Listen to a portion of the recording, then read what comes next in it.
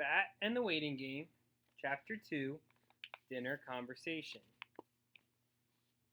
Setting the table for dinner was one of Bat's jobs.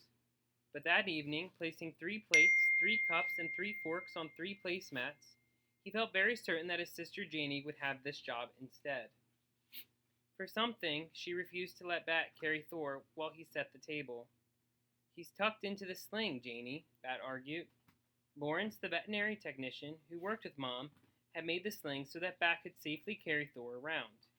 "He's not anywhere near your plate and fork and cup." Janie just shook her head and crossed her arms. "It's not sanitary," she said. "You'd be violating like 3 different health code regulations." Her logic wasn't logical. But Bat screwed his mouth up tight and breathed in deeply through his nose. One of Mom's conditions for raising the skunk kit was no family disharmony, which meant that Bat wasn't supposed to be stubborn about skunk stuff like setting the table with the skunk in the sling.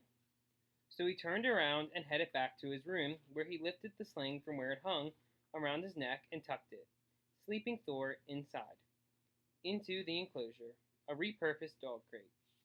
At least Mom had finally agreed to let Thor sleep in Bat's room.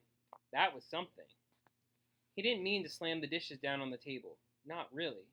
And probably Janie wouldn't even notice that he put her fork upside down instead of right side up.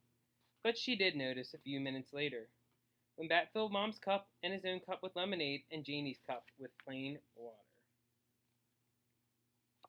"Thank you, Bat," she said with a big smile. "Sugar isn't good for my voice before an important audition." And then she took a big gulp of water like it was the best thing she had ever tasted. "Are you nervous?" Mom asked, spooning enchiladas onto each of the 3 plates.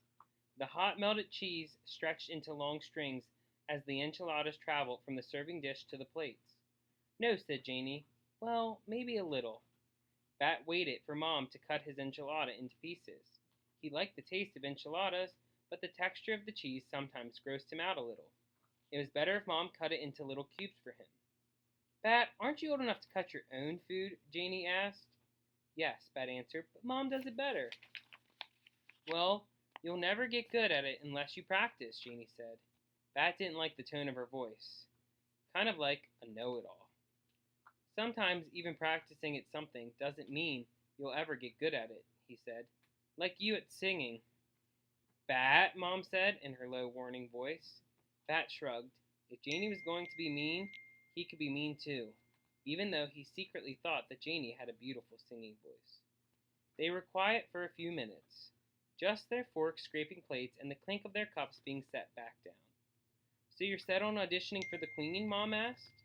Janie nodded. "It's the best part," she said. "There's the most room for artistic creativity." Janie had been talking about auditioning for her school spring play for weeks now. They were going to perform Alice in Wonderland during the last week of school, and the audition was in just a few days. "I'm glad the audition is on Monday," Bat said, stabbing an enchilada cube with his fork. Mom smiled. "That's nice of you, Bat. Then Janie can stop talking about it all the time." Bat popped the enchilada cube into his mouth. Delicious. "I don't think about the audition nearly as much as you talk about Thor," Janie said. "How much can anyone say about an audition?" Bat said. "How much can anyone say about a skunk?" Janie said.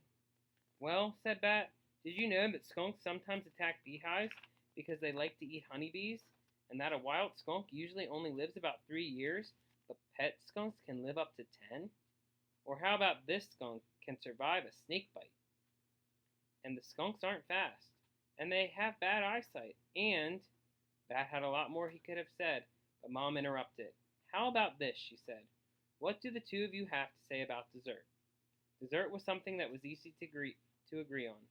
Bat thought happily as Mom served him one of the still warm brownies that Janie had made that afternoon.